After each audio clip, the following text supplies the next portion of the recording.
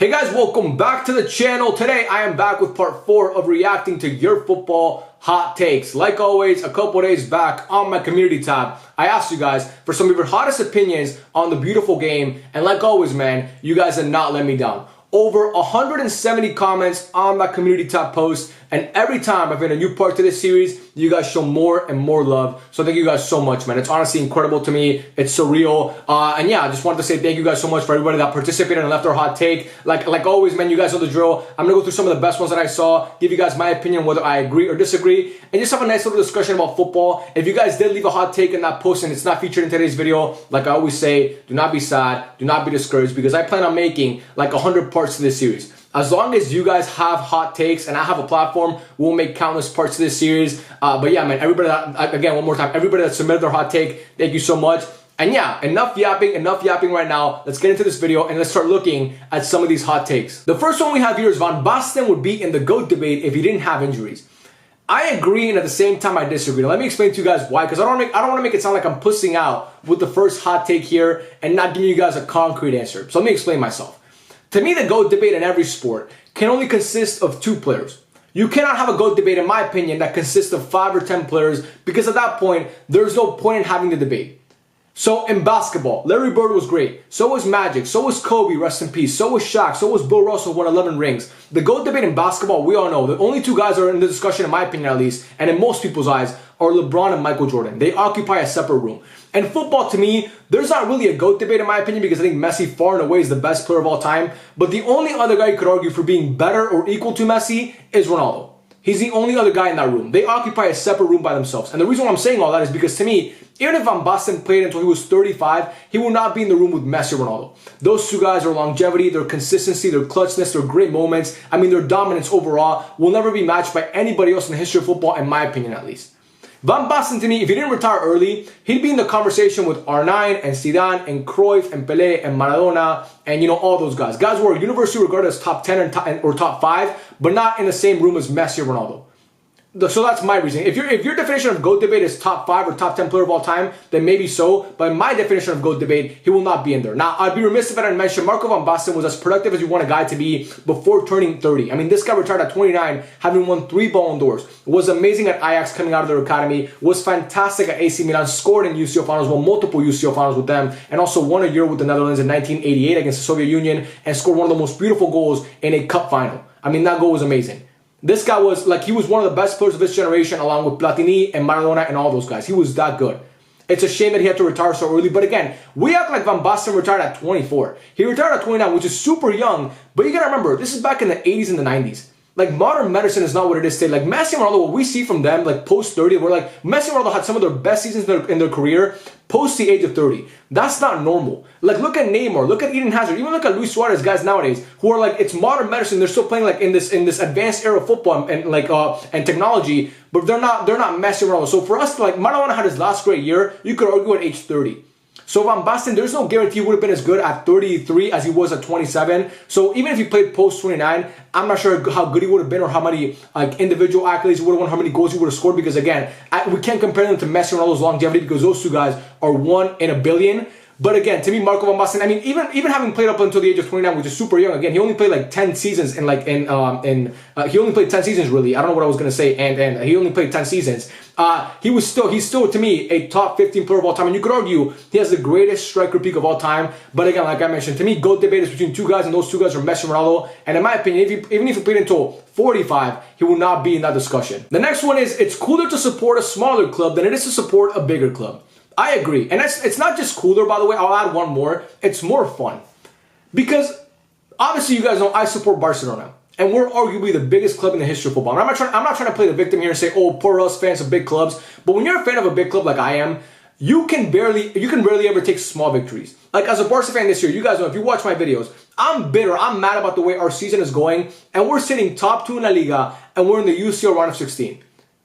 And I'm bitter about it because we're not playing the way I want us to play. As opposed to, if you're a fan of Mallorca or, you know, Las Palmas or Zaragoza or Granada or Luton Town or Sheffield United or any of these smaller teams, you can take so many smaller victories, bro. Like, if you're a fan of Sheffield United, your UCL win is getting a result away against a Big Six team. like not even a win, by the way, just getting a tie, like tying against Arsenal at the Emirates or at Old Trafford or at the Etihad. Like that's your UCL win. Whereas for us, Barca can win 1-0, and if we don't play the way I want us to play, I'm mad. So supporting a bigger team a lot of times makes you a lot more bitter at like football because you can't take those small victories anymore. And also, when you walk down the street, you ask most people, what team do you support? Oh, I support Barca, I support Man United, I support Real Madrid. Everybody, like, it's like, obviously, they're the biggest brands in football, so everybody supports those teams. But if you walk down the street and you ask some guy, what team do you support? And he says, oh, Zaragoza or Sheffield or Luton Town. You're like, holy fuck, why do you support that team? Like, is there like something in your family? Is there some lineage that your grandfather played for them or something like that? So there's a lot more history involved when people support smaller teams than bigger teams, because obviously we know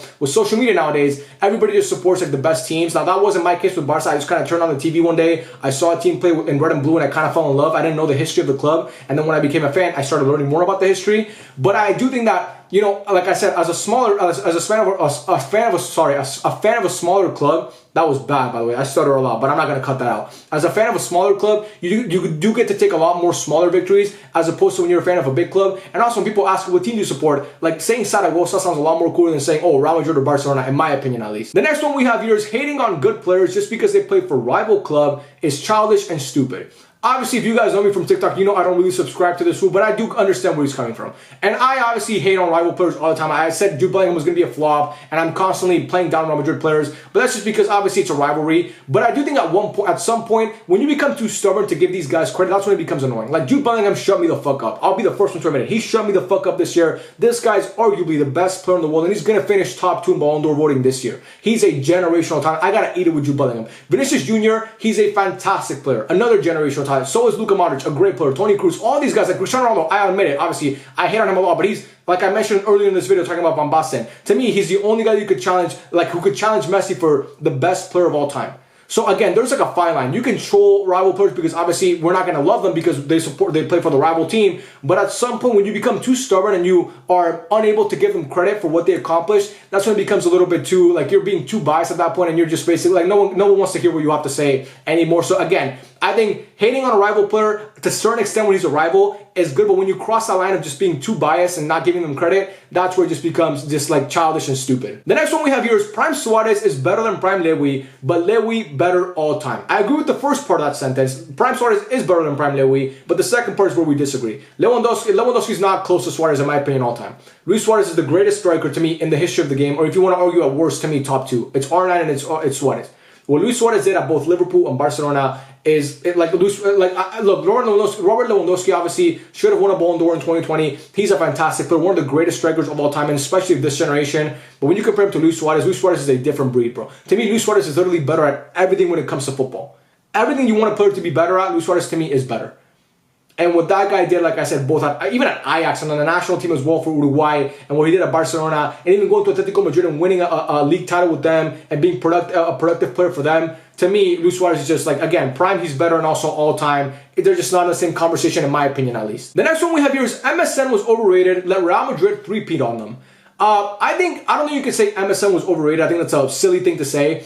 But I think you can't say that MSN underachieved. I agree with that. I mean, the fact that MSN only won 1 UCL in like the time that they were together is unacceptable, bro. Now, obviously, MSN only spent 3 seasons together because, remember, Neymar came in 13-14, but Suarez came in 14-15, and Neymar left in 16-17. So really only 3 full seasons, and those 3 seasons, the first one we know, they won the treble and are, to me, one of the greatest teams in the history of football. And the second season only made the UCL quarterfinals. And the third season, again, only made the UCL quarterfinals. And 2 really embarrassing exits. Against Atletico Madrid in 2016, not a great exit, and against Juventus in 2017, again, not great, after almost getting knocked out by PSG the round before.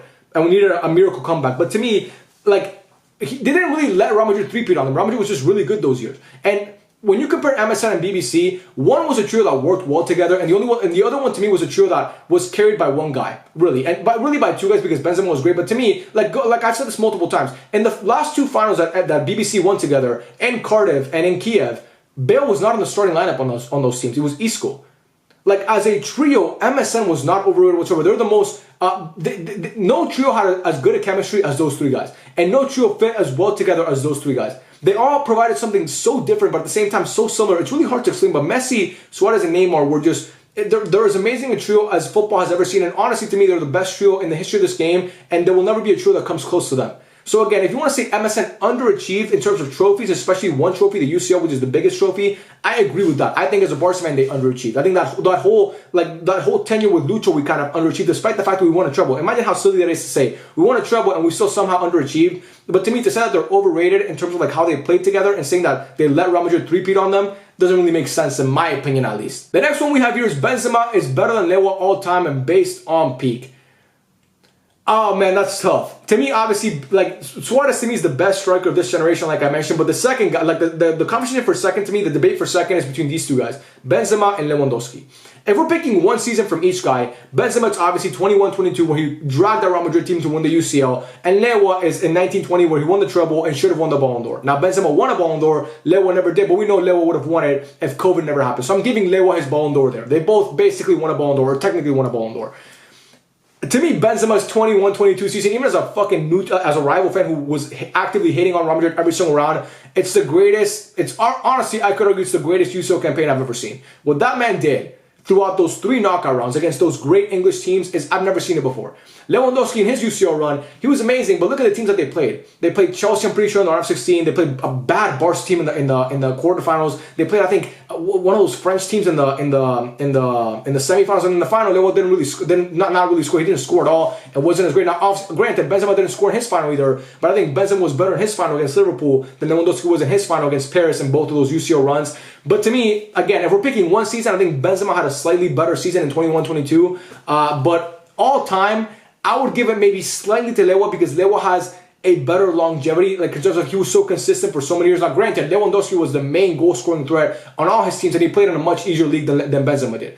Benzema played with arguably the greatest goal scorer of all time, and he played second fiddle to him. So he was never going to be as good as Ronaldo, obviously. And then we saw once Ronaldo left, Benzema really got a chance to shine. I would love to see what Benzema's career would have been if Ronaldo was never there. Like if Benzema had his own team for his whole career, obviously he wouldn't have won as many UCLs, but would his production been different? Would he have scored a lot more goals? We'll never know. But again, different circumstances, different teams, different situations, different roles to play. But all time for me, I'd give it slightly to Lewa, but again, it's very, very close in my opinion. The next one we have here is continuing the trend of talking about Real Madrid and Benzema in 21-22, which is Real Madrid's 2022 UCL run was the hardest run in UCL history. I think it's definitely in the conversation. Now, I think to me, it's the most iconic run in UCL history, but to me, the hardest one is between two teams. Barcelona in 2015, where they went through Man City, PSG, Bayern Munich, and Juventus in the final, the champions of the biggest clubs and the biggest league, in all of Europe, and also this season for Real Madrid, where they went through PSG, Man City, Chelsea, and Liverpool. Obviously not in the same order, but those teams, those are the teams that they went through. Now, PSG was the favorite, or like they were one of the favorites to win the UCL, and the comeback that they had in that second leg of the Bernabeu is obviously historic. Chelsea were the defending champions. The defending UCL champions, and they beat them. Obviously, Benzema scored a hat-trick at Old Trafford. Then they played Man City in the semifinals, the favorites to win it all. And the way that they came back was just historic. And then obviously in the final played Liverpool, who were on the way to winning who were about to win a quadruple that year, and they beat them 1-0, obviously in Paris. To me, that's the most legendary run in UCL history. To go through those teams in the fashion that they did now, hardest is different. I think maybe MSN was a little bit harder because, again, those teams were really, really good that they faced. But to me, it's basically equal, bro. Because the teams that Real Madrid faced in 22 were just so fucking good. Now, PSG was a dumpster fire. We saw throughout those 2 years that Messi was there. That team was not really, people overrated them, including me. I thought they were going to win a UCL together, and that team was never really built to win a UCL. But the other teams that they beat, I mean, Chelsea was amazing that year. They made 2 cup finals, the EFL Cup final and the FA Cup final, and they were top 3 in the league. Obviously, we know Man City was arguably the best team in Europe that year, and they were this close to going through to the final. And obviously, Rodrigo happened, and then the final playing Liverpool, a great Liverpool team, one of the best Liverpool teams in my opinion that I've seen, especially under Jurgen Klopp. And to beat them, again, when it comes to legendary, I think Real Madrid had the most legendary run, but hardest, I think it's neck and neck with Barca, at least to me. The next one we have here is Luis Suarez in 13-14 had the greatest individual season in Premier League history. I agree. I think Luis Suarez 13-14 is the best Premier League season that I've seen, at least. Now, obviously, people argue Henry in 02-03, where he had 30 goals and 28 assists. Ronaldo in 07-08, where he won the fucking Ballon d'Or and won the league and won the UCL and won every single individual award you could win. Obviously, there's Haaland last year who won the Golden Boot, not just in the Premier League, but in Europe. Salah in 17-18, scoring 32 goals in the Premier League season. But to me, Luis Suarez and the supporting cast that he had, and he dragged that team. Ronaldo was amazing for Man United. He was the best player on that team. He didn't drag that team. Haaland didn't drag City. Salah didn't really drag Liverpool. Suarez dragged that team to almost winning a title. He missed 5 games because he beat Ivanovic the previous year and still won the Golden Boot and didn't take penalties because Steven Gerrard took the penalties on that team. What Luis Suarez did in 13-14 and the way he put that team on his back and nearly won them a league title. That Liverpool team had no business winning a league title. I think David Moyes, I'm pretty sure, was the manager. He was. Or no, it was Brendan Rodgers, sorry. It was not David Moyes. Brendan Rodgers was the manager. That team had no fucking business winning a Premier League. And they didn't, obviously, but they finished really close. And if it wasn't for Gerrard slipping, who knows what happens. Luis Suarez is the best player on that team. And the fact that he almost dragged them to a title and won the Golden Boot in doing so, and the goals that he scored, he was so complete as a player as well. To me, it's good enough for me to put it, like, to me, it's good enough for me. To me, it's good enough to be at number 1 of the best seasons that I've seen, at least. Now, I think, obviously, people are going to argue Ronaldo and Henry and all these other guys. They're obviously in the conversation. I'm not going to be mad if you put them ahead of Suarez, but in my opinion, Suarez is number 1. Couple more here. The next one is AC Milan 04-05 is the best team of all time, at least on paper. I like the fact that you specified on paper because in terms of trophies, that team only won 1 trophy, and it wasn't even a big trophy. They won the Italian Super Cup. They didn't win the league, obviously lost in the UCL final, that historic final in Istanbul to Liverpool. They didn't win the Coppa Italia. So in terms of trophies, they're not even close to me. But on paper, they're definitely in the conversation. Now let's look at the lineup. I looked it up. Let's look at their lineup that started against Liverpool in Istanbul in 04-05. Okay, so they had Dida in goal, great goalkeeper. Cafu, Yapstam, Nesta, and Maldini as the back 4. Insane. Pirlo, Gattuso, Kaká, and Clarence Seedorf as a midfield 4. And then the front 2 of Crespo and Shevchenko. That is amazing. But to me, I think 2 teams are better in my opinion. I think Barca in 08-09 or Barca even in 14-15, you could argue, are better. And also 16-17 Real Madrid are in that conversation as well. Barca in 08-09, it was Victor Valdés in goal. It was Dani Alves at right back. It was Piqué and Puyol at center back. It was Avidal at left back. It was Yaya Touré or Busquets at CDM. It was Iniesta and Xavi ahead of them. And then front 3 of Henry, Messi, and Eto'o. Barca in 14-15, Ter Stegen, the goalkeeper, Dani Alves second at right back, Piqué and Mascherano at center back, Jordi Alba at left back, Rakitic, Busquets, and Iniesta, and then a front 3 of Messi, Suarez, and Neymar. That's insane. And obviously Real Madrid, you had Keylor Navas at goalkeeper, you had Carvajal at right back, you had Ramos and Varane at center back, and then you had left back Marcelo, then midfield 3 of Casemiro, Kroos, and Modric, and then a front 3 of Ronaldo, Bale, and Benzema. Those 3 teams are the only ones that you could argue, in my opinion. I think Bayern in 1920 is a great team, but their names are not as good as those names. But to me, on paper, AC Milan is in that conversation because those names are like that back 4. Yapstam, Nesta, and Maldini and Cafu. That is insane. But then again, Jordi Alba, Dani Alves, Piqué, and Mascherano, Varane, Ramos, Marcelo, and Carvajal. I mean, it's pretty comparable in my opinion. But again, on paper, they're definitely in that conversation. But in terms of like all time and trophies, not even close in my opinion because they only won 1 trophy, not even a significant one. The next one we have here is not even a football one, but I saw it and it caught my eye. Michi deletes comments and blocks people who disagree with his views, even if it's just constructive criticism. That has never happened. I've never blocked or deleted a single comment on this YouTube account. I swear on everything I love. I've only ever blocked 2 people on my TikTok, and I've had that TikTok for over a year and a half at this point. I don't block people. I don't delete comments. If you want to say something to me, you're more than free to say it in the comment section. Whether it's something nice, something mean, I really don't care. I'm not that type of person. I'm not that sensitive, and I don't have that, like, my skin is pretty tough, bro. I can take criticism, especially on my videos. If you guys have something that you don't like about my videos or you want to, add something of value, I'm more than happy to take that. I've never deleted a comment in my single life, and I've never blocked anybody, and I stand by that. So again, I don't want to make it sound like I'm defending myself, but I see this comment, I'm like, where do people get this shit from? And it has 3 likes, by the way. So people, obviously 3 people agree with this, and I've never done that. So again, if your comment has ever gotten deleted or you've ever been blocked on one of my platforms, on YouTube, I've never blocked anybody. I'm not sure you can block people on YouTube, by the way, but on TikTok, it's either because you left a spam comment or because you said something really fucking out of pocket, not even about me, but just something really racist or homophobic, and I don't want to see that shit. And on Discord as well. But on YouTube, if you ever interact with my videos and it's something like, oh, fuck, Barca, Real Madrid is better, I'm not blocking you for that. I'm not sensitive like that. Like, I can take that. It's just trolling. I troll all the time. I expect people to troll me back. But yeah, man, I just wanted to address it because that's not me. I don't want to be associated. Like, I don't want people to think that's me. Just wanted to, maybe clear the air on that. But I don't know if you guys know me. If you're an actual true, viewer of mine, you know that you already knew that this was a bunch of bullshit. And that, guys, is the end of the video. I hope you guys enjoyed it, man. I love making these videos. I love talking about hot takes and giving you guys my opinion on football. It's truly my favorite thing in the world, and I hope you guys can see that through the camera. I love all of you, man. Thank you to all of you who submitted your hot takes, and if you were featured in the video, then congratulations. You guys truly mean the world to me. And yeah, man, I love all of you, and I'll catch you guys in the next one. Peace out.